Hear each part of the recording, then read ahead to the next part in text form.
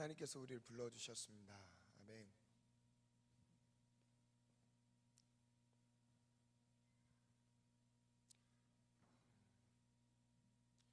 세상에 유명한 사람들이 내 이름을 불러주는 것만으로도 힘이 날 수도 있겠지만, 우리 하나님이 나를 불러주셨다는 것은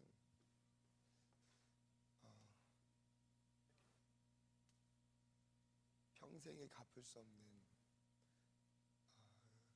그런 은혜를 받은 것이죠. 감격하지 않을 수가 없습니다. 하나님이 나를 불러주셨다는 것, 우리가 자격이 있어서 하나님이 불러주셨을까요? 내가 하나님이 부르실 만한 어떤 자격을 갖췄기 때문에 하나님이 부르신 것은 아닙니다.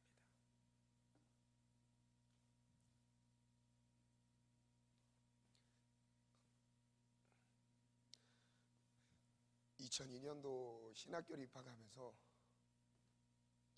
전 너무 좋았습니다. 주님이 나를 불러주셨다는 그 부르심이 너무나 기뻤어요. 그래서 졸업할 때까지도 학교 가는 그 등교길이, 월요일날 이제 학교에 등교해서 금요일까지 기숙사 생활을 학교에서 했으니까 월요일날 학교 가는 그 걸음이 얼마나 가벼운지 막 힘이 났습니다. 주님이 나를 불러주셨다는 이유 하나만으로도.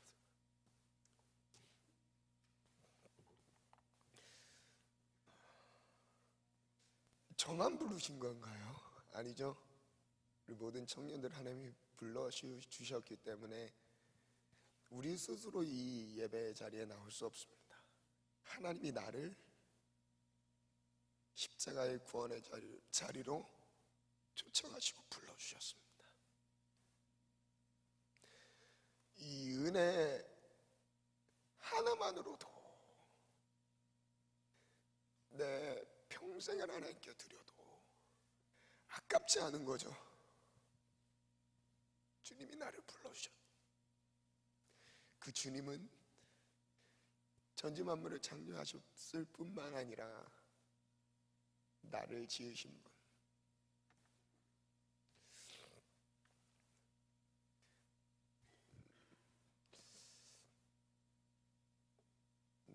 한 10년 전쯤이었던 것 같아요.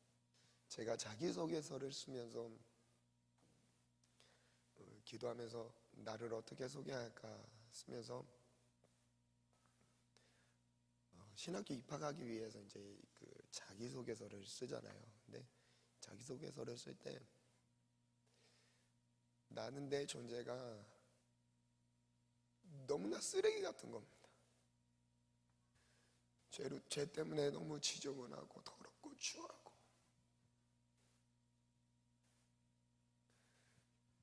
하나님의 거룩한 일, 거룩하신 하나님 앞에 쓸 수조차 없는 난데 구원의 반열에 불러주신, 이렇게 표현했습니다. 쓰레기 중에 재활용도 안 되는 그런 쓰레기를 주님이 나를 불러주셔서 새롭게 하시고 주의 사명 주시며 감당케 하시는 것.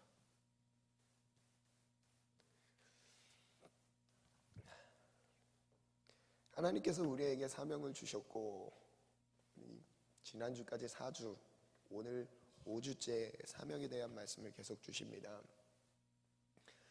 하나님께서 지난주 우리에게 주셨던 말씀에선 우리에게 사명을 다 주셨습니다. 사명이 없는 사람이 없어요. 없는 것 같아 보이는 거죠. 사명을 발견하지 못한 걸 수도 있고요, 사명을 받았다가 사명을 잃어버린 케이스도 있을 것입니다. 내 사명이 없는 사람이 없습니다. 우리가 사명이 다하면 주님은 우리의 목숨을 걷어가세요. 단지 우리가 예수님을 믿고 천국 가기 위한 그 목적만을 위해서 이 땅에 살고 있는 것은 아닙니다. 만약에 그것이 우리의 최종적인 목적이었다면 예수님을 믿는 즉시 우리는 하늘로 가야 돼요. 근데 왜 이 땅에 남겨져 있죠? 그게 최종적인 목적이 아닌 거예요. 예수님을 믿고 그 다음에 우리의 믿음을 따라서 하나님이 우리에게 맡겨주신 이 땅에서의 과업이 있는 거죠. 사명이 있는 것입니다. 그래서 우리 코에 호흡이 붙어있는 모든 한은 사명이 있는 거예요. 근데 사명은 하나님이 제자들을 부르시고, 지난주에 나눴던 말씀이죠. 제자들을 부르셨습니다. 하나님의 절대 주권 아래서 그들의 직업이나 실력을 묻지 않으시고 하나님의 일을 위해서 그들을 부르셨어요. 그리고 부르시고 일만 주신 게 아니죠. 감당할 그 사명을 감당할 수 있는 힘을 부여하셨습니다. 공급해 주셨어요.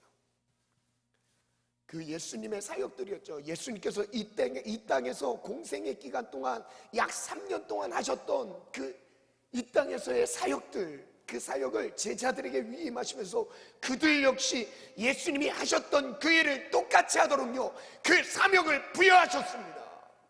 그래서 제자들인 거죠. 오늘 우리도 마찬가지죠. 오늘도 우리에게 하나님이 사명을 주셨어요.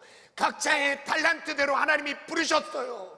꼭 교회의 사역의 자리만이 아니라요, 오늘 우리가 꿈꾸고 앞으로 희망하고 있는 사명의 길, 나를 통해 하나님이 직장이든 사업이든 학업이든 그 모든 자리에서 나를 통해 이루고자 하시는 사명의 길이 있습니다.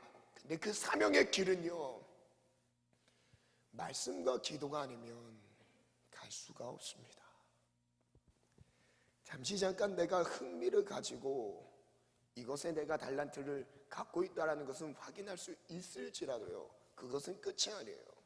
왜냐하면 사명은 하나님의 부르심이고 하나님의 방법대로 나아가지 않으면 절대 감당할 수 없습니다. 그래서 그 사명은 하나님의 방법대로, 사명을 하나님의 방법대로 감당할 수 있는 두 가지, 다른 거 없습니다. 두 가지, 말씀과 기도밖에 없습니다. 교회에 아무리 쉬운 사역을 맡겨줘도요, 그게 어려워서 감당하지 못하는 걸까요?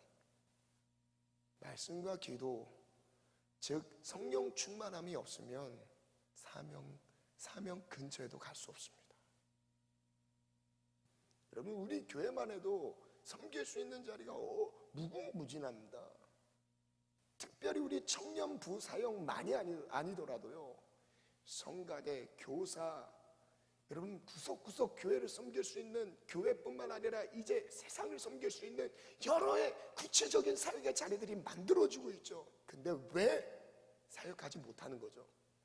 다른 게 아니에요. 말씀과 기도로 하나님과의 관계가 없으니까 사역할 수 있는 게 아니에요. 사명을 감당할 그릇이 안 되는 거예요.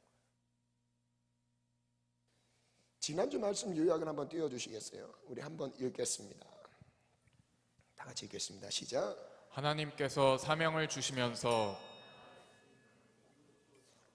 세상의 일은 다시 읽겠습니다. 죄송합니다. 시작. 하나님께서 사명을 주시면서 감당할 수 있는 능력도 주셨다. 세상의 일은 물질이 동기가 될 수 있지만 사명은 오직 은혜로만 감당할 수 있다. 사명은 결코 어려운 것이 아니다. 하나님의 일이기에 하나님의 방법대로 감당해야 한다. 사명이 어려워서 감당하지 못하는 것이 아니다. 다만 하나님의 방법을 버렸기 때문에 사명을 감당하지 못하는 것이다. 네. 사명을 감당할 수 있는 방법은 이미 말씀에 다 기록되어 있고요. 이 말씀은 우리가 늘 매일 묵상과 말씀, 예배의 자리, 하나님을 만날 수 있는 자리 가운데 우리가 나아가지 않으면 10분의 1, 100분의 1도 감당하지 못합니다.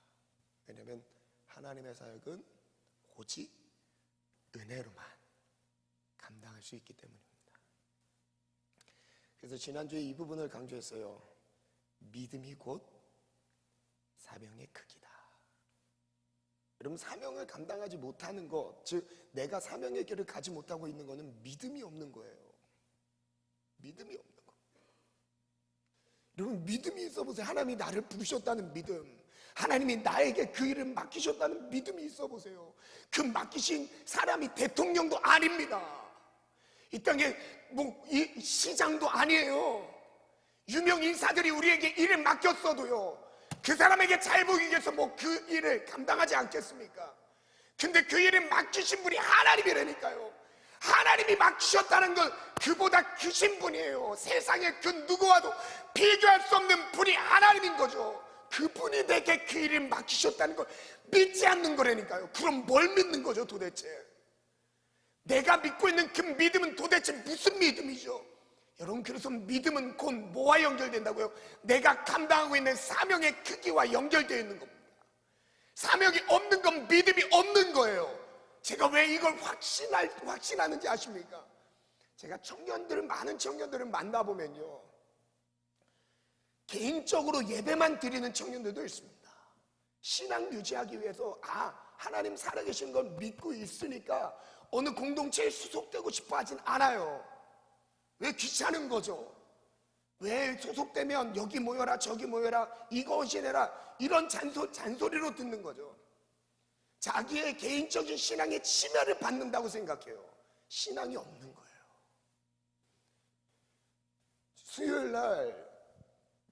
지난주 수요일 날 우리 담임 목사님 통해서 우리 청년부에게 주신 말씀이 교회에 대한 말씀이었습니다.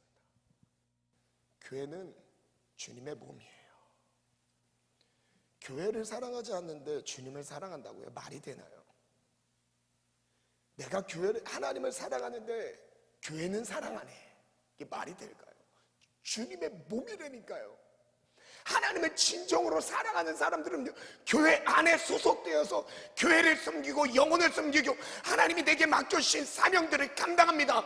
즉 우리 교회뿐만 아니라 이제 뻗어나가는 거예요. 한국 그리고 세계에 있는 교회들을 세우고 영적인 일들을 감당해 나가는 겁니다.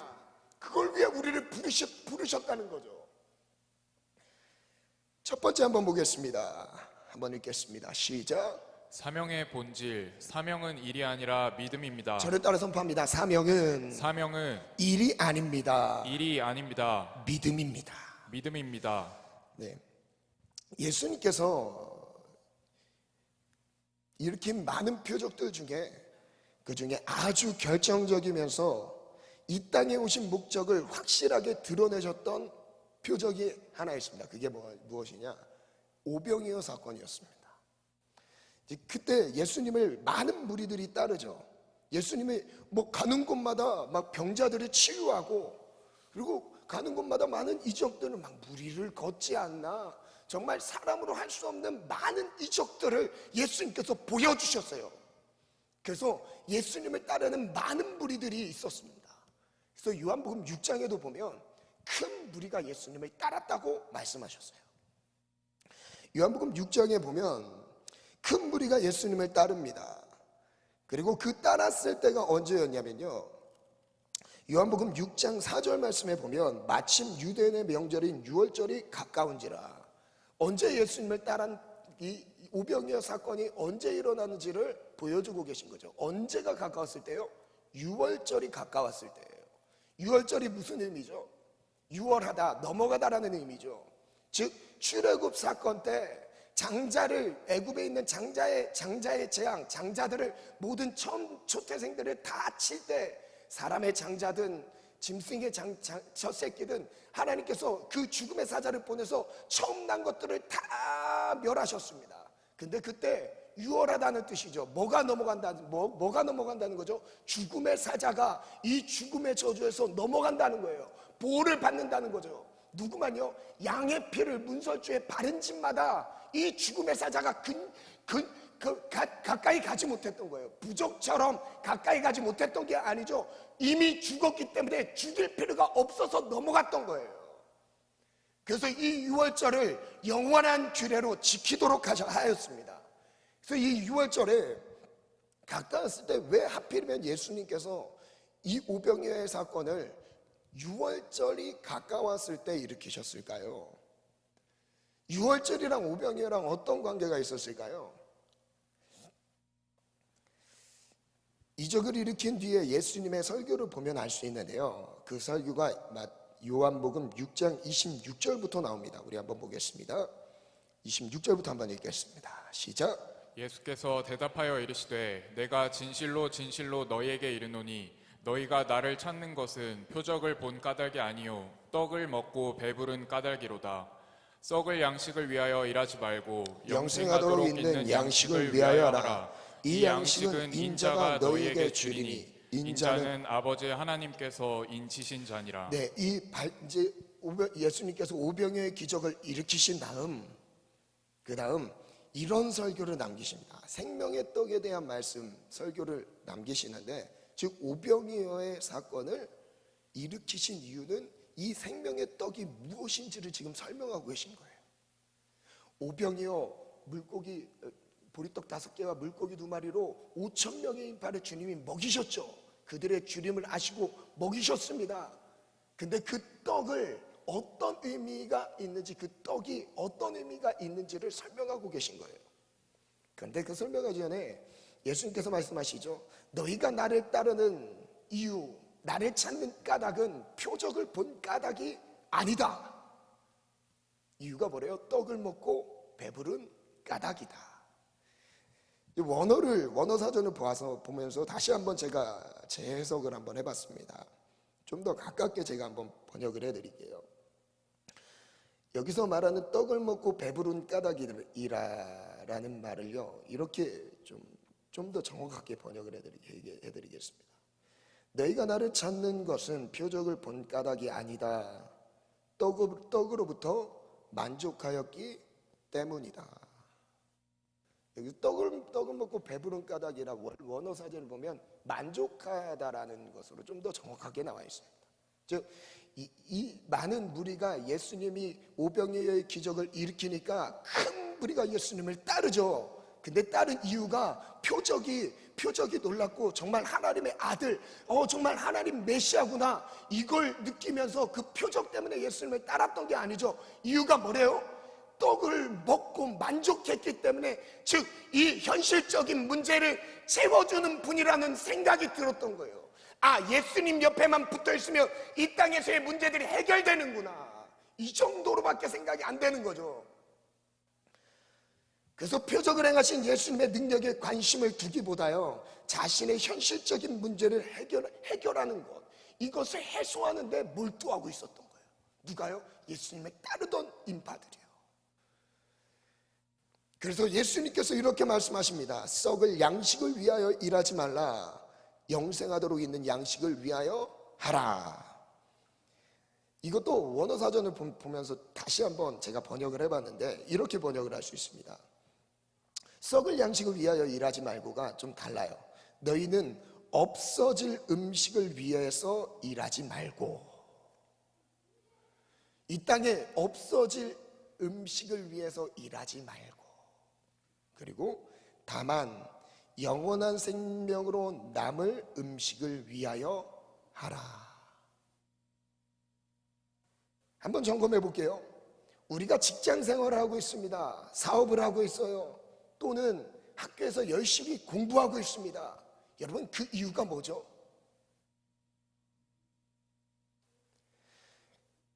더 나아가서 우리가 많은 사역의 자리에서, 교회 안에서 많은 사역의 자리를 감당하고 있습니다. 왜 감당하시죠? 정말 그 일을, 직업을, 그리고 직장을, 그리고 그 사업을, 그리고 내가 하고 있는 이 학업의 공부, 전공을요 하는 이유가 그 근본적인 이유가 무엇이죠? 주님은 이 땅에서 없어질 것을 위해서 일하지 말래요. 우리가 돈 때문에 일하는 게 아니죠. 돈 때문에 전공을 결정하는 게 아닙니다. 하나님의 부르심을 따라가는 거예요. 왜요? 영원한 양식을 위해서 따라가는 삶이니까요. 근데 그때 따랐던 무리들이 예수님께 다시 한번 물어보죠. 28절에 보면 그들이 묻습니다. 한번 띄워줘. 그들이 묻습니다. 우리가 어떻게 해야 하나님의 일을 할 수 있죠. 그 전에 27절에 보면 일에 대한 말씀을 하시니까 썩을 양식을 위해 일하지 말고 영생하도록 있는 영원한 것에 일을 하자.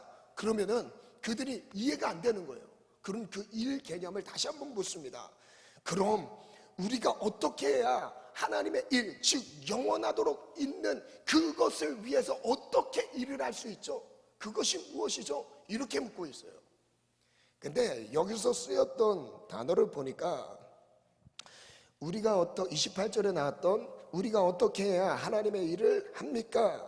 라는 되물었던 예수님을 따랐던 무리들의 하나님의 일이라는 단어가 신기하게 복수 형태입니다.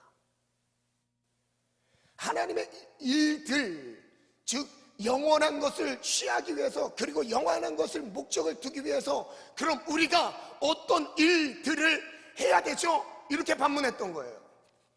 근데 29절에 예수님께서 다시 말씀하십니다. 한번 읽겠습니다. 시작. 예수께서 대답하여 이르시되 하나님께서 보내신 이를 믿는 것이 하나님의 일이니라 하시니. 여기서 다시 한번 예수님 말씀하시죠. 예수께서 보내신 이를 믿는 것, 그 믿는 것이 하나님의 일이니라. 신기한 건 여기에서 쓰였던 일이라는 단어는 단수 형태로 쓰였습니다. 즉 하나님의 영광을 위해서, 영원한 것을 위해서 이것도 하고 저것도 하는 여러 가지 복수 형태의 일을 주님이 말씀하셨던 게 아니에요. 단순한 겁니다. 하나예요. 하나님이 원하셨던 하나님의 일은 다른 게 아니라 예수를 믿는 겁니다. 그 믿음을 통해서 하나님의 일들이 나오는 거죠. 즉 하나님이 우리에게 원하시는 건 많은 종류의 일들이 아니에요. 율법적인 가르침들을 지키는 여러 종류의 일들이 아닙니다. 그리고 하나님의 영광을 위해서 여러 가지 사역들을 하고 있는 게 중요한 게 아니에요. 그럼 주님이 원하신 건 뭐라고요? 예수를 믿는 거래요. 예수를 믿는 게 하나님의 일이랍니다. 단수예요. 딱 하나예요. 다른 게 없대요. 예수를 믿는 것, 그것이 하나님의 일이니라. 그래서 한번 글을 한번 띄워주시겠어요? 예수를 믿는 것은 즉 하나님의 일입니다. 제 질문을 한 문장 넣었습니다. 왜 예수를 믿는 것이 하나님의 일인가? 좀 다르게 느껴질 수 있습니다. 이 영적인 부분이라 이해가 안 될 수도 있어요. 믿는 게 일인가? 근데 이런 개념이에요. 한번 밑에 읽겠습니다. 예수로부터 시작. 예수를 믿어야 영생을 얻는다. 온 인류의 구원은 하나님의 일이기 때문이다. 여러분, 길은요 예수밖에 없어요. 우리의 영생은 유일하신 분 예수를 아는 것밖에 없습니다. 요한복음 17장 3절에도 말씀하시잖아요. 영생은 곧 유일하신 참 하나님과 그의 아들 독생자 예수를 아는 거래요. 예수를 아는 게 영생인 것이죠. 그래서 예수를 아는 그 자체가 우리에게 영생이 되는데, 이것이 하나님이 온 인류를 향한 구원의 계획과 관련되어 있는 거죠. 아니, 그것이죠. 그래서 온 인류를 구원하기 위해, 나를 위해, 나 같은 죄인을 위해서 예수를 이 땅에 보내셔서 십자가에 처절하게 죽이셨던 거예요. 그래서 그를 믿는 자마다 구원을 받습니다. 그를 통해서만 하나님께 나아갈 수 있죠. 이것밖에는 생명이 없어요. 그래서 요한복음 6장 이어서 한번 계속 가보면요, 30절부터 그들이 다시 한번 묻습니다. 우리가 보고 당신을 믿도록 행하시는 표적이 무엇입니까? 우리를 믿도록 하시는 일이 어떤 일이죠? 다시 한번 묻습니다. 근데 그때 기록된 바 하늘에서 그들에게 떡을 주어 먹게 하였던 같이 우리 조상들은 광야에서 만나를 먹었나이다. 우리 조상들, 즉 이스라엘 백성들은 광야에서 하나님을 따르기 위해서 뭐를 먹었대요? 하나님이 하나님됨을 확인시켜 주시기 위해서 하늘이 열어서 만나를, 일용할 양식 만나를 매일매일 그들에게 먹여주셨대요. 지금 그 떡을 설명하고 있는 거죠. 근데 32절 한번 읽겠습니다. 시작. 예수께서 이르시되 내가 진실로 진실로 너희에게 이르노니 모세가 너희에게 하늘로부터 떡을 준 것이 아니라 내 아버지께서 너희에게 하늘로부터 참 떡을 주시나니 이어서 갑니다. 하나님의 떡은 하늘에서 내려 세상에 생명을 주는 것이니라. 즉 과거에 있었던 만나를 하늘에서 그들에게 매일 일용할 양식을 주시는 그 은혜를 경험하게 하시면서 주시는 메시지가 있었습니다. 뭐요? 생명을 주시는 거죠. 그들에게 생명의 공급자가 하나님이라는 것을 알게 하셨던 거예요. 근데 그것은 그 뒤에 예수님의 한 모형일 뿐이었던 거예요. 즉 하늘에서 온 만나처럼 지금 예수께서 하늘로부터 하나님이 보내심을 받아서 이 땅 가운데서 예수의 살을 먹게 하고 예수의 피를 마시게 하소서. 그 살을 먹고 피를 먹는 자가 생명을 얻는 것으로 주님 이미 수천 년 전에 이스라엘 백성들 조상들로 그 경험을 하게 하셨던 거죠. 즉 광야에서 먹었던 만나 메추라기 그 사건은 누굴 말씀하고 계신 거냐면 예수 그리스도 이 땅에 생명의 떡으로 오실 예수님을 말씀하고 계셨던 거였어요. 이어서 계속 가겠습니다. 35절부터 한번 가겠습니다. 시작. 예수께서 이르시되 나는 생명의 떡이니 내게 오는 자는 결코 줄이지 아니할 터이요 나를 믿는 자는 영원히 목마르지 아니하리라. 그래서 그 전에 오병이어의 사건을 일으키신 다음에 지금 이 설교를 하신 이유는 오병이어의 떡을 먹으면서 생명의 떡이 누구인지를 보게 하고 계신 겁니다. 그 생명의 떡이 예수님 자신이라고 말씀하고 계신 거예요. 그래서 나는 생명의 떡이니 내게 오는 자는 결코 줄이지 아니할 터요 나를 믿는 자는 영원히 목마르지 아니하리라. 그러나 내가 너희에게 이르기 너희는 나를 보고도 믿지 아니하는도다. 아버지께서 내게 주신 자는 다 내게로 올 것이요 내게 오는 자는 내가 결코 내쫓지 아니하리라. 내가 하늘에서 내려온 것은 내 뜻을 행하려 함이 아니요 나를 보내신 이의 뜻을 행하려 함이니라. 39절 40절 읽겠습니다. 시작. 나를 보내신 이의 뜻은 내게 주신 자 중에 내가 하나도 잃어버리지 아니하고 마지막 날에 다시 살리는 이것이니라. 내 아버지의 뜻은 아들을 보고 믿는 자마다 영생을 얻는 이것이니 마지막 날에 내가 이를 다시 살리리라 하시니라. 아버지의 뜻은요 모든 영혼이 살아나는 거예요. 즉 좀 더 구체적으로 설명하면 아버지의 뜻은 모든 영혼이 예수의 떡을 먹고 살아가는 거예요. 영생을 얻는 거예요. 우리가 성찬식을 하는 이유가 뭐예요? 주의 만찬 성찬식을 하는 이유가 뭐죠? 예수의 살과 피를 먹으면서 내게 영생을 주신 하나님을 찬양하는 그 고백 아닌가요? 이어서 47절부터 한번 가겠습니다. 한번 읽겠습니다. 시작. 진실로 진실로 너희에게 이르노니 믿는 자는 생을 가졌나니 내가 곧 생명의 떡이니라.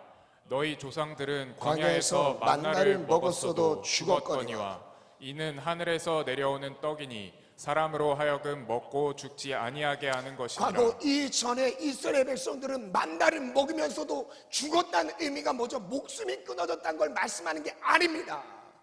광야에서 이스라엘 백성들은요 하나님이 공급하시는 만나를 먹고서도요 불평하고 있어요. 하나님이 주시는 공급 하나님으로부터 공급을 받고 있으면서도요 하나님이 원하시지 않는 우상숭배와 음행 가운데 하나님이 원하시지 않는 길을 가고 있는 거죠. 그게 곧 죽음이죠. 이스라엘 백성들은 하늘에서 만나를 먹었어도 죽었거니와 그러나 너희들은 이 하늘의 떡, 즉 이제 실제 그 떡이 이 땅에 오신 예수님을 말씀하시는데 예수님을 믿는 자는 이제 흔들리지 않는 거래요. 그래서 그 다음 한번 읽겠습니다. 시작. 나는 하늘에서 내려온 살아있는 떡이니 사람이 이 떡을 먹으면 영생하리라. 내가 줄 떡은 곧 세상의 생명을 위한 내 살이니라 하시니라. 지금 이 말씀 마지막 지금 읽어드렸던 함께 읽었던 51절 말씀에 정확하게 나옵니다. 세상의 생명을 위한 내 살이래요. 예수님의 살을 먹는 것이 생명의 떡입니다. 그래서 오병이어의 기적을 체험하면서 하나님께 즉 예수님께 더 가까이 나갈 수 있는 은혜의 기회는 주어졌지만 그 체험 자체가 구원은 아니었던 거죠. 그걸 통해서 예수님의 떡을 먹기 원하셨던 거예요. 근데 그 뒤에 그 무리들이 어떻게 예수님이 이 설교를 마친 다음에 어떤 반응을 일으키죠? 이게 무슨 말인지 도저히 이해를 못하는 거예요. 그래서 예수님을 다 떠납니다. 다 떠나요. 그때 예수님이 이 말씀하십니다. 제자들에게 말씀하십니다. 너희도 나를 떠나려느냐? 그때 베드로가 말하죠. 생명의 말씀이 주께 있는데 우리가 어디로 가겠습니까? 53절부터 또 읽겠습니다. 시작. 예수께서 이르시되 내가 진실로 진실로 너희에게 이르노니 인자의 쌀을 먹지 아니하고 인자의 피를 마시지 아니하며 너희 속에 생명이 없느니라. 예수님의 쌀과 피를 먹지 않으면 우리에게 생명이 없습니다. 영생할 수 없어요. 구원은 없어요. 오직 예수의 쌀과 피밖에 없습니다. 아멘. 그리고 54절에 이렇게 말씀합니다. 내 쌀을 먹고 내 피를 마시는 자는 영생을 가졌고 마지막 날에 내가 다시 그를 살리신대요. 주님께서 말씀한 친히 자기의 목소리로 하신 말씀입니다. 자기의 쌀을 먹고 자기의 피를 마시래요. 그래서 예수께서 십자가에서 죽으신 거죠. 그 다음 절 읽겠습니다. 시작. 내 쌀은 참된 양식이요 내 피는 참된 음료로다. 내 쌀을 먹고 내 피를 마시는 자는 내 안에 거하고 나도 그의 안에 거하나니. 우리가 하나님 안에 거하는 유일한 길은 이것밖에 없습니다. 예수의 쌀과 피를 먹고 그 안에 거하는 거예요. 그 안에 거하는 거예요. 그래서 오늘 우리가 예수의 쌀과 피를 먹기 위해 오늘 이 자리에 모인 것 아닙니까? 오늘 예수의 쌀을 먹읍시다. 예수의 피를 마십시다. 그리고 그 영생을 취합시다. 그것은 내 것입니다. 57절 58절 읽겠습니다. 시작. 살아계신 아버지께서 나를 보내심에 내가 아버지로 말미암아 사는 것 같이 나를 먹는 그 사람도 나로 말미암아 살리라.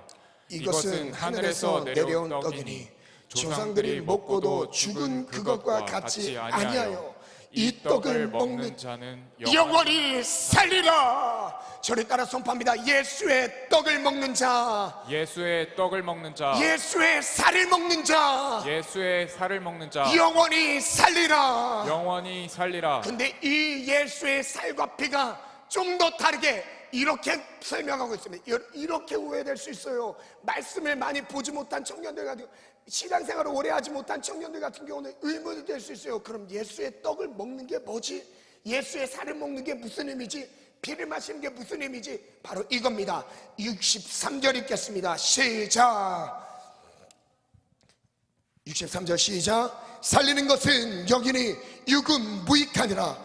내가 너희에게 이른 말은 여기요 생명이니라. 즉 무엇이죠? 예수님의 살과 피는 하신 말씀을 말씀하고 계신 거예요. 예수님께서 자신의 입으로 하신 예수님의 말씀, 그것이 곧 우리의 생명이래요. 이 말씀을 먹어야 산대요. 그래서 매일 하나님의 말씀을 먹지 않으면 살았으나 죽은 것 같은 삶을 살게 되는 거죠. 하나님과의 관계가 전혀 세워지지 않아요. 왜? 말씀을 통해서 우리에게 하나님의 생명이 공급되니까요. 그래서 예수의 살을 먹듯이 피를 마시듯이 우리는 무엇을? 말씀을 먹는 것이죠. 영이요 생명이래요. 이것은 육의 개념이 아닙니다. 그래서 말씀을 먹어야 삽니다. 저를 따라 선포합니다. 매일 하나님의 말씀을 먹어야 하나님의 말씀을 먹어야 살 수 있습니다. 살 수 있습니다. 다시 한번 또 따라 선포하겠습니다. 살리는 것은 영이니 육은 무익하니라. 육은 무익하니라. 여러분, 육적인 양식도 중요합니다. 그것을 먹지 말라는 의미가 아니죠. 육의 양식을 우리가 챙겨 먹는 것처럼요, 우리가 영의 양식을 챙겨 먹지 않으면요, 하나님과의 관계는 도저히 세워지지가 않습니다. 신앙은 유행에 따라서 만들어진 게 아니에요. 신앙은 지름길이 있는 게 아니에요. 정도로 가셔야 돼요. 말씀과 기도. 갑자기 내가 아무런 하나님의 말씀 앞에 서려고 하는 노력도 없고 말씀 묵상도 없고 내 삶을 이끄는 하나님의 생명의 말씀이 없어요. 근데 갑자기 하나님이 내 삶을 뒤집어 놓으실까요? 내 삶을 그런 세상의 악습, 끊지 못할 악습에서 주님이 구원하실까요? 말씀의 능력이 있어요. 말씀 앞에 설 때 내 안에 있는 말씀이 정오의 빛같이 우리를 비춰주신대요. 그 말씀이 우리 안에 있는 더러운 죄악들을 드러내십니다. 그리고 술 때 오는 것처럼요, 우리의 죄악들을 그 말씀의 칼로 도려내기 시작해요. 여러분, 그래서 말씀이 없는 모든 신앙은요, 힘이 없습니다. 순종할 힘이 안 생겨요. 왜요? 내 안에 말씀이 없어서요. 요한복음 14장으로 넘어가서 8절부터 한번 읽겠습니다. 빌립이 예수님과 대화하는 가운데서 예수님의 한편의 설교를 듣다가 이렇게 반문해요. 하나님 아버지는 우리는 하나님 아버지를 볼 수 없습니다. 보이지 않아요. 이것도 우리의 하나의 질문 중에 포함되지 않을까요? 우리가 갖고 있는 의문점 중에 또 같은 공통분모 아닐까요? 하나님이 보이지 않습니다. 그거에 대한 질문이에요. 하나님이 보이지 않아요. 그런데 어떻게 믿죠? 그때 예수님께서 9절에 이렇게 대답하십니다. 예수께서 이르시되 빌립아, 내가 이렇게 오래 너희와 함께 있을 때 네가 나를 알지 못하느냐? 나를 본 자는 아버지를 보았고, 예수님을 본 자는 누굴 보았대요? 하나님 아버지를 본 거래요. 그리고 어찌하여 아버지를 보이라 하느냐? 10절에 내가 아버지 안에 거하고 아버지는 내 안에 계신 것을 내가 믿지 아니하느냐? 내가 너희에게 이르는 말은 스스로 하는 것이 아니라 아버지께서 내 안에 계셔서 그의 일을 하시는 것이라. 여기서 일에 대한 부분 또 나옵니다. 하나님 아버지의 일이 즉 예수님의 세계였던 거예요. 예수님의 공생의 기간 동안 하셨던 모든 사역들이 아버지의 일이었던 거죠. 그리고 11절부터 읽겠습니다. 12절까지 시작. 내가 아버지 안에 거하고 아버지께서 내 안에 계심을 믿으라. 그렇지 못하겠거든 행하는 그 일로 말미암아 나를 믿으라. 믿지 못하겠거든. 심지어 이제는 예수님께서 이렇게까지 도전해요. 수많은 이적들을 보이지 않았느냐? 나를 믿지 못하겠거든 행하는 일을 봐서라도 믿으라는 거예요. 그래서 예수님이 초자연적인 사람으로 능히 할 수 없는 수많은 이적들을 일으키셨던 것입니다. 아멘. 근데 그 일이요 지금도 나타납니다. 지금도 일어나요. 왜요? 하나님 아버지를 우리 예수님을 통해서 하나님 아버지께 우리를 나아가도록 하시기 위해서인 거죠. 그 다음 절 읽겠습니다. 시작. 내가 진실로 진실로 너희에게 이르노니 나를 믿는 자는 내가 하는 일을 그도 할 것이요 또한 그보다 큰 일도 하리니 이는 내가 아버지께로 감이라. 사명에 대한 말씀입니다. 예수님께서 진실로 진실로 말씀하셨어요. 나를 믿는 자는 내가 했던 일, 내가 하는 일도 그도 할 수 있다고 말씀하셨고요. 심지어는 그보다 더 큰 일을 감당한다 말씀하십니다. 두 번째 한번 보겠습니다. 한번 읽겠습니다. 시작. 성령 충만으로만 사명으로 감당합니다. 성령 충만으로만 사명을 감당합니다. 그죠? 예수를 믿는 믿음이 하나님의 일을 감당하는 것입니다. 즉 이것이 사명인 거죠. 그래서 예수님의 생애를 보면 예수님은 출생할 때도 성령으로 잉태됐습니다. 예수님은 단독적으로 독단적으로 자기의 일을 하고 아무리 좋은 일이라도 자기 혼자 하셨던 사역이 아니었던 거예요. 출생부터 시작해서 광야에 몰리는 것도 금식하러 40일 들어가는 것도요 다 성령에 이끌려서 가고 계십니다. 병자를 치유하는 사건도 하나님의 영의 감동에서 성령 충만함으로 성령으로 감동했던 일들이었어요. 심지어는요 십자가의 죽음조차도 자기의 힘으로 감당하지 않습니다. 여러분 겟세마네 기도하시지 않습니까? 예수님이 왜 십자가를 지기 전에 왜 기도하셨을까요? 죽으면 되는데 왜 기도하셨을까요? 자기의 힘으로 할 수 있는 게 아니니까요. 즉 성령이 임해 성령의 능력으로 할 수 있는 사역이었기 때문에 예수님도 그 기도를 통해서 아버지 하나님 나를 도와주세요. 그때 누가복음에서는 뭐라고 하죠? 천사가 힘을 도왔다고 말씀하십니다. 천사가 예수님이 십자가를 질 수 있도록, 기도할 수 있도록 힘을 도왔다고 말씀하세요. 예수님은 십자가의 죽음 사역까지, 심지어 부활까지도 성령으로 사역하셨어요. 이걸 통해 우리에게 하시는 메시지는 성령을 떠나서는 우리는 아무것도 할 수 없다는 걸 보여주고 있는 거예요. 사도행전 10장 38절에 보면 예수님이 하셨던 사역을 이렇게 정리하십니다. 한번 읽겠습니다. 시작. 하나님이 나사렛 예수에게 성령과 능력을 기름 붓듯 하셨으며 무엇을 부어주셨대요? 성령과 능력을 기름 붓듯 부어주셨대요. 예수님께서 하셨던 나사렛 예수에게 성령과 기름, 능력을 기름 붓듯 부어주시면서요 하셨던 일 두 가지입니다. 시작 읽겠습니다. 시작. 그가 도를 다니며 선한 일을 행하시고 마귀에게 눌린 모든 자를. 여러분, 이게 예수님의 사역이었습니다. 근데 이것도 자기의 힘이 아니에요. 성령의 능력으로 감당하셨던 것입니다. 요한복음 20장 말씀 가겠습니다. 19절부터 읽겠습니다. 시작. 이날 곧 안식 후 첫날 저녁 때에 제자들이 유대인들을 두려워하여 모인 곳에 문들을 닫았더니 예수께서 오사 가운데 서서 이르시되 너희에게 평강이 있을지어다. 이 말씀을 하시고 손과 옆구리를 보이시니 제자들이 주를 보고 기뻐하더라. 예수께서 또 이르시되 너희에게 평강이 있을지어다. 아버지께서 나를 보내신 것 같이 나도 너희를 보내노라. 여기서 보면 예수님께서 이렇게 말씀하시죠. 하나님 아버지께서 나를 이 땅 가운데 보내신 것처럼 나도 너희를, 제자들을 보낸대요. 어디로 보내죠? 세상으로 보내죠. 근데 그 보내시면서 세상 앞에서 하나님의 길을 따라가지 못했던, 실패했던 제자들에게 지금 나타나셨던 겁니다. 예수님을 끝까지 따라가 보려고 마음의 노력은 했어요. 그리고 진실의 고백은 드렸습니다. 베드로는 죽을지언정 나는 주님을 배신하지 않겠습니다, 부인하지 않겠습니다. 근데 결국 십자가의 자리에서 예수님을 부인합니다. 저주하면서 맹세하면서 부인하고 도망가요. 근데 이 이유는 다른 게 아니었습니다. 기도로 깨닫지 못했던 베드로의 연약함이었죠. 그리고 십자가의 길을 갈 수 있는 것도 자기의 힘으로 갈 수 있는 것이 아니라고 말씀하시는 겁니다. 우리가 감당하고 있는 주의 길, 우리의 총체적인 사명의 길도요 내 힘으로 갈 수 있는 길이 아니에요. 내 힘으로 절대 갈 수 없어요. 말씀과 기도로 가는 거예요. 이 작은 한 해 동안 맡겨주시는, 약 6개월입니다 6개월 동안 맡겨주시는 사역의 자리, 사명의 자리, 리더의 자리도 마찬가지입니다. 내가 할 수 있어서 하는 게 아니죠. 기도로 감당해 나가는 거예요. 하루하루 내게 할 수 있는 힘이 없습니다. 성령을 의지합니다. 내 삶을 이끌어 주옵소서, 감당할 힘을 주옵소서. 이것이 우리의 고백인 거죠. 기도하지 않으면 제 아무리 많은 신앙의 경력을 갖고 있는다 할지라도 사명은 감당 못합니다.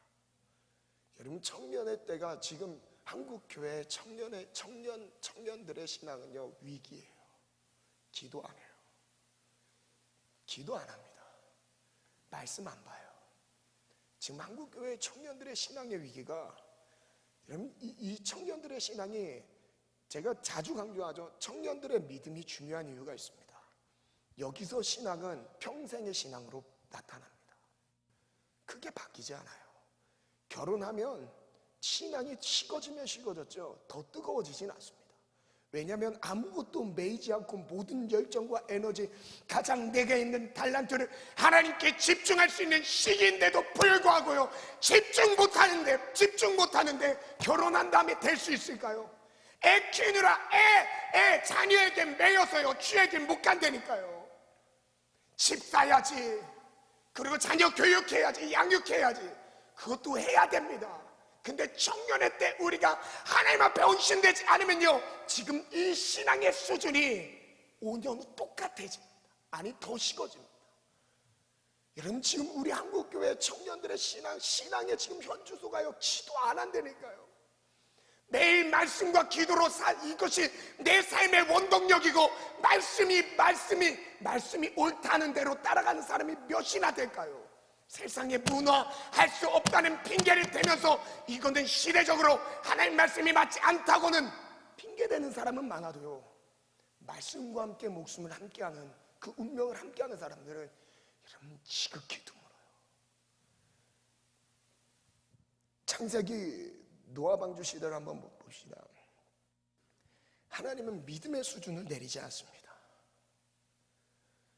믿음, 우리 하나님이 인정하시는 그 믿음의 순도를요, 사람들이 진짜 말씀대로 따라오는 사람들이 극소수기 때문에 더 많은 사람들을 하나님의 거룩함으로 초청하기 위해 믿음의 수준을 낮추는 게 아닙니다.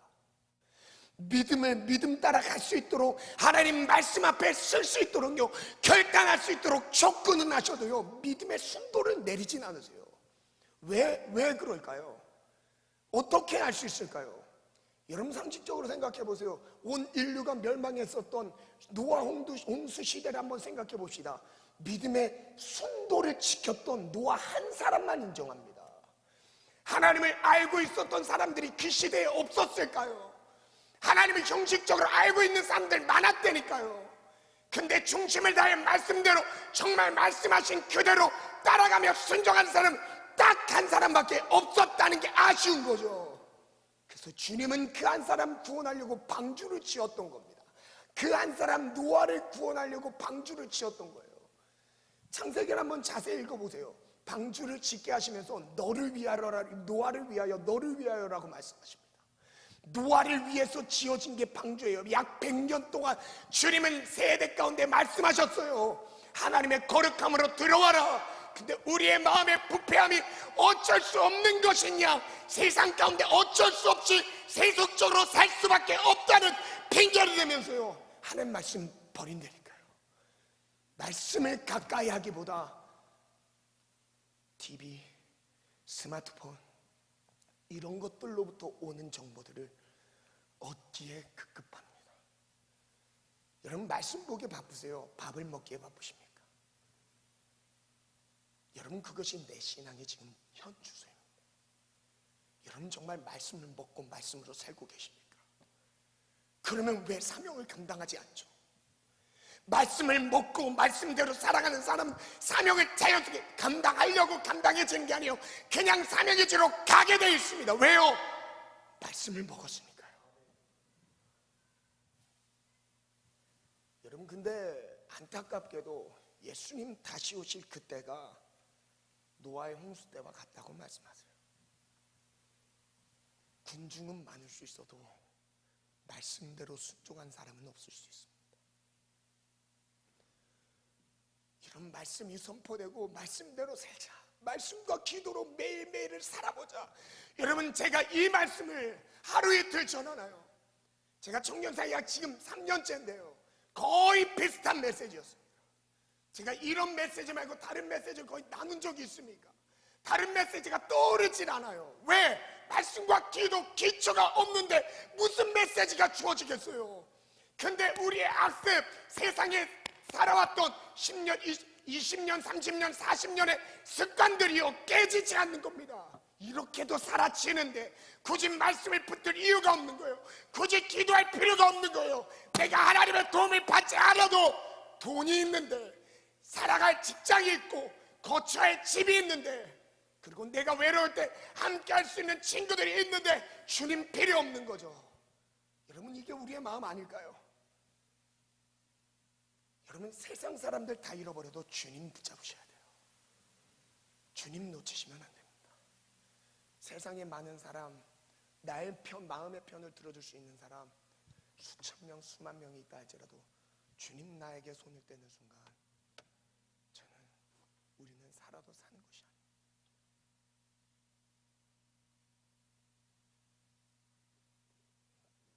예수님께서 실패했던 제자들을 부르시고, 아니 그들에게 다시 찾아가셨습니다. 왜 찾아가시죠? 자기의 힘으로 예수님을 따라가 보려고 했던 제자들에게 예수님이 다시 찾아갔어요. 부활한 다음 그들에게 곧장 찾아가십니다. 그리고 그들에게 사명을 회복하세요. 세상으로 나가래요. 하나님이 하나님 아버지께서 나를 세상에 보내신 것처럼 나도 너희를 보내노니. 말씀을 이어서 하십니다. 예수께서 숨을 내쉬며 이르시되 성령을 받으라. 예수님께서 사명을 주시면서 성령을 받으라 말씀하시고 이제 성령으로 감당하라 말씀하십니다. 복음서의 끝은 예수님이 거의 이제 예수님의 동무대죠. 마태마가 누가 요한복음은 예수님의 동무대입니다. 제자들은 실패한 모습밖에 나오지 않습니다. 그리고 그것이 이어지는 연장선에서 사도행전은 어떤 모습으로 나오죠? 오로지 기도하기에 힘을 씁니다. 오로지 말씀과 기도에 청구합니다. 그리고 모이면, 성도들이 모이면 다른 거 안 해요. 모이면 기도해요. 그리고 흩어지면 전도합니다. 하나님의 말씀에 선포해요. 이게 초대교회의 모습이었습니다.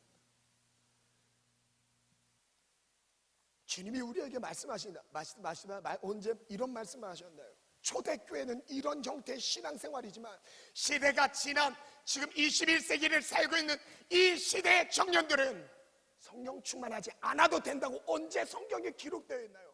하나님의 방법은 하나님의 쓰시는 사람들 그리고 사역에 우리의 사명에 절대 주권의 자리에 성령 충만밖에 없습니다.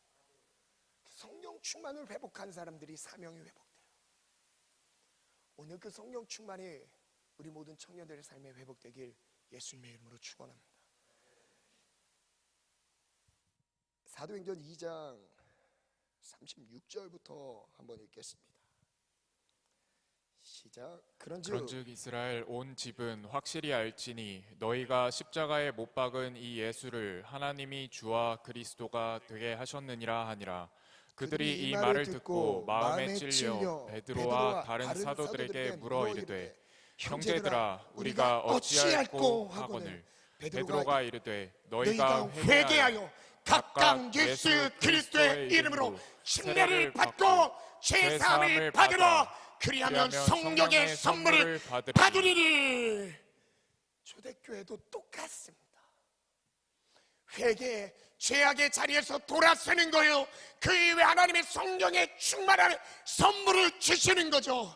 그리고 여기서 끝이 아닙니다. 이 약속은 너희와 너희 자녀와 모든 먼데 사람 곧 우리 주 하나님이 얼마든지 부르시는 자들에게 하신 것이라. 시대를 초월해서 그 연령을 초월해서 모든 사람, 세계 구석구석에 있는 모든 사람들에게 이 말씀이 그대로 적용되는 것이죠. 그래서 40절 읽겠습니다. 시작. 또 여러 말로 확증하며 권하여 이르되 너희가 이 패역한 세대에서 구원을 받으라 하니. 무엇으로 구원을 받죠? 회개함과 그 이후에 따르는 성령의 선물을 받고 이 패역한 세대에서 구원을 받으라. 오늘 우리가 이 은혜를 취하길 원합니다. 이 패역한 세대 속에서 구원을 받길 원합니다. 반주 준비해 주시고요.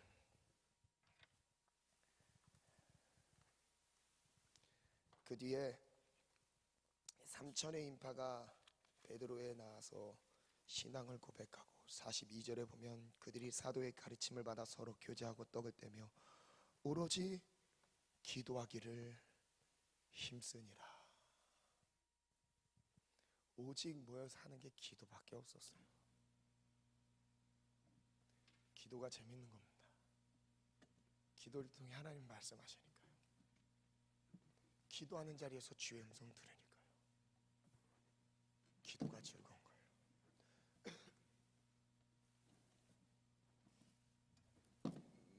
마지막 사도행전 4장 29절부터 반주 들어가 주세요.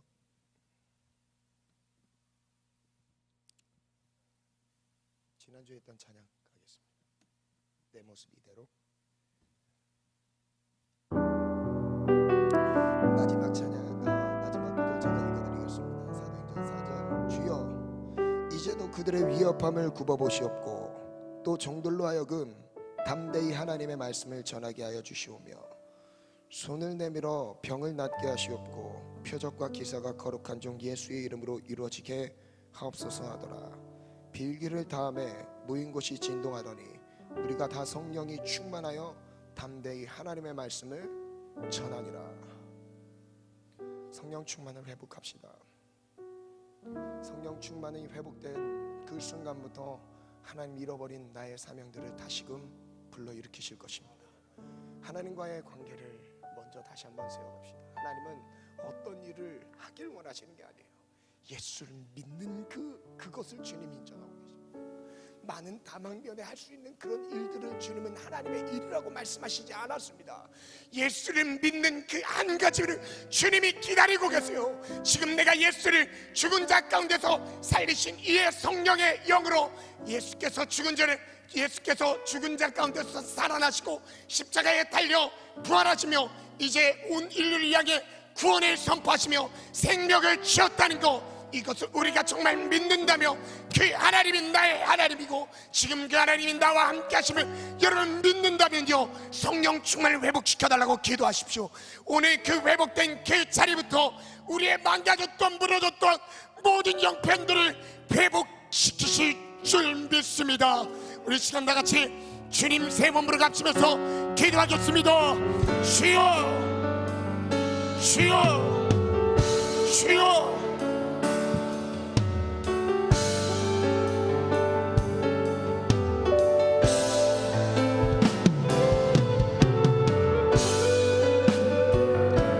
성령 충만을 잃어버린 그 자리부터 하나님 나에게 주신 사명을 잃어버리고 방황할 수밖에 없습니다.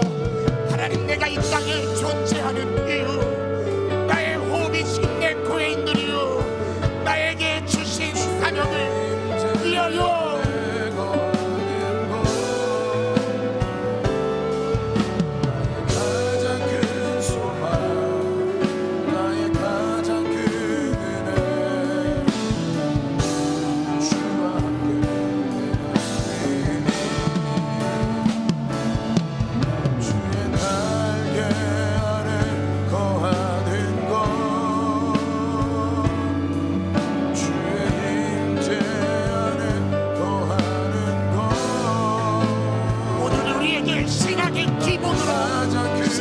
기초로 돌아갑시다. 하나님과의 관계, 지금 광야에서 떡을 먹고 살았던 것이 그것이 중요했던 게 아니에요. 그 조상들은 그 떡을 먹었어도 죽었거니와 예수를 먹는 자, 예수의 살을 먹고 예수의 피를 마시는 자에게 영생을 주리라.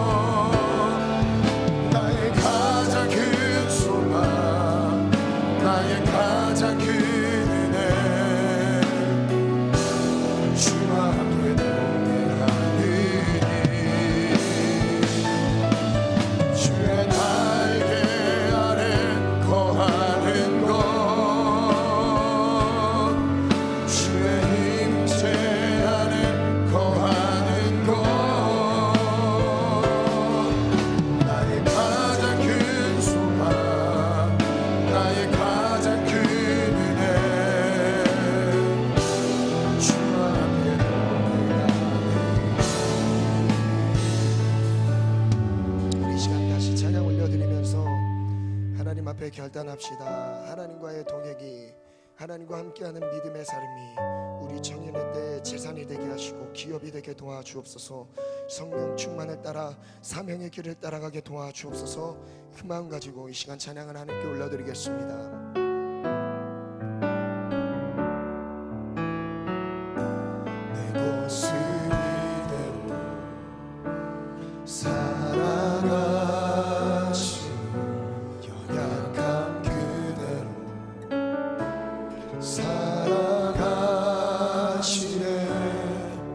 나의 모든 발걸음 주가 하시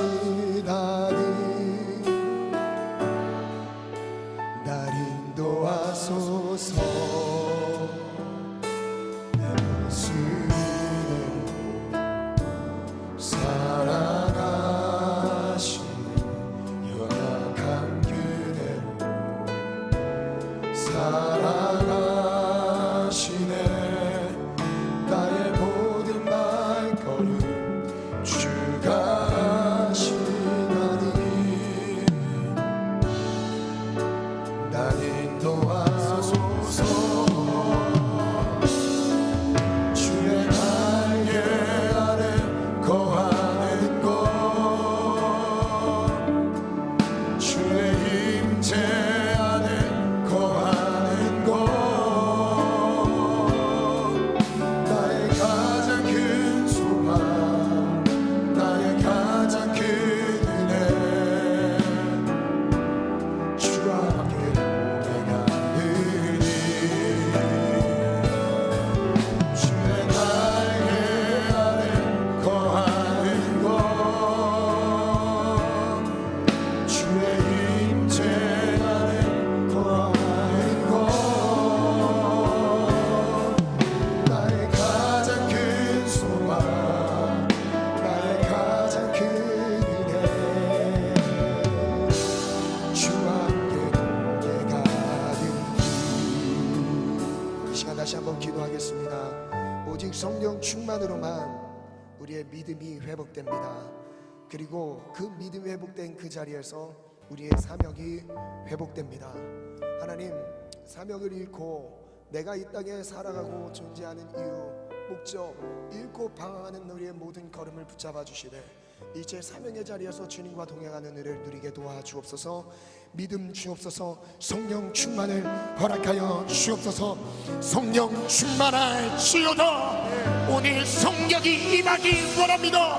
우리 안에 무너진 모든 것들을 세워 주옵소서. 육체의 더러운 질병들도 회복시켜 주옵소서. 치료하여 주옵소서.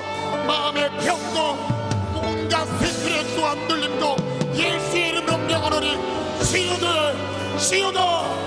성령을 받으러, 성령을 받으러. 성령 충만을 위해 주님 세 번 부르고 기도합니다.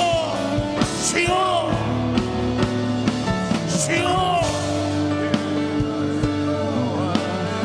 주여. 주의 임재 안에 거하는 곳, 예수께서 셈이 되시며 이르시되 큰 소망, 성령의 충만을 가장 큰 받으러, 은혜, 성령을 받으러 주와 함께 동행하니 회복시켜 주의 주옵소서. 날개 아래 거하는 곳, 주의 임재 안에 거하는 곳, 오늘 우리의 무너진 가장 삶의 큰 자리에서 소망, 하나님 나의 회복시켜 가장 큰 주옵소서. 은혜, 하나님의 신실하십니다. 주와 함께 하나님 일어나십니다. 주의 날개 아래 거하는 곳, 주의 임재 안에 거하는 곳, 오직 말씀과 기도 가장 큰 예수께서 소망, 이르시되 나의 나의 가장 살을 큰 먹지 아니하고 은혜, 나의 피를 마시지 아니하며 주와 함께 그 속에 영생이 없느니라. 내 피를 먹고 주의 내 살을 날개 먹으러 아래 거하는 곳, 살이 참된 양식이요 내 주의 피는 임재 참된 거하는 은거로다. 곳, 나의 가장 큰 소망, 나의 가장 큰 은혜, 주와 함께 동행하느니 주의 날개 아래 거하는 곳,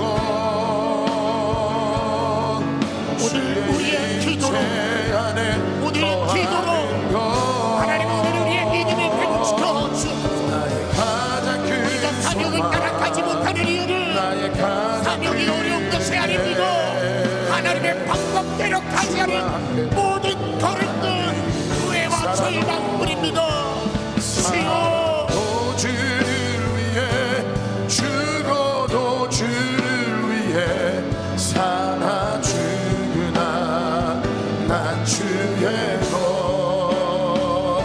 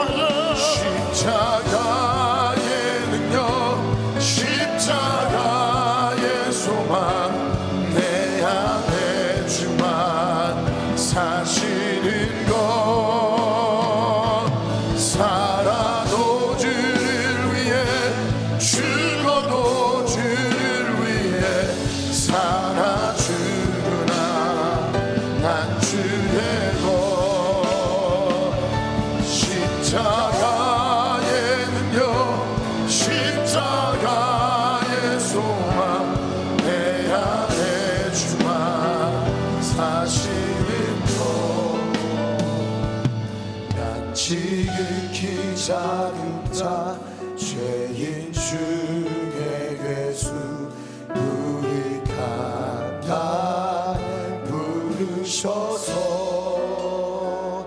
간절한 기대와 소망 부끄럽지 않게 십자가 전개하셨네. 내 생명 나의 십자가. 하나님, 너무 연약해서 한시도 우리가 기도와 말씀으로 깨어있지 않으면 헛된 곳에서 방황할 수밖에 없습니다. 사명의 자리를 피하지 않게 하시고 말씀과 기도로 우리의 믿음을 먼저 회복시키되 그 예수를 믿는 그 일이 우리에게 사명이 되어 주님의 부르심에 따라 언제고 복음 들고 나아가게 도와주옵소서. 초대교회 예수님의 제자들 사도들의 신앙을 본받아 우리도 성령 충만을 간절히 사모하며 기도에 깨어있게 도와주세요. 청년들의 기도를 살려주시고 우리의 기도를 통해 우리 묶여있는 눌려있는 영적인 우리의 형편을 자유케 하여 주옵소서. 기도를 막고 있는 모든 봉쇄된 이 어둠의 주관자들 악한 영들을 향해 명령 선포합니다. 예수의 이름으로 명하노니 떠나갈지어다. 떠나갈지어다. 기도회를 식상하게 만들고 기도의 자리를 피하게 만드는 이 원수 마귀들을 예수의 이름으로 떠나갈지어다. 아픈 부위에 손 얹고 기도하시기 바랍니다. 이 시간 우리의 육체에 더러운 질병들을 향해 선포합니다. 더러운 질병들은 예수의 이름으로 떠나갈지어다. 예수님 말씀으로 천계를 창조하셨듯이 말씀으로 우리를 만드셨습니다. 주님 말씀 한마디면 주님 우리 있고 없고가 결정됩니다. 주님 생명의 말씀으로 명령하고 선포하노니 우리의 육체의 모든 질병은 이 시간 나사렛 예수 그리스도의 이름으로 명하노니 떠나갈지어다. 건강할지어다. 회복될지어다. 치료될지어다. 주님 치료하여 주옵소서.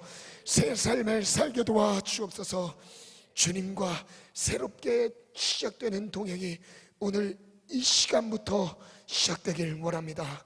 늦추었던 말씀과 기도를 다시 한번 붙듭니다. 결단합니다. 청년들의 결단을 붙잡아 주세요. 말씀 기도 없으면 살 수 없습니다. 반드시 이것으로 사생 결단하며 이것으로 주님 따라가게 도와주세요. 골고다 언덕이라도 주님 마다하지 않고 따라가기 원합니다.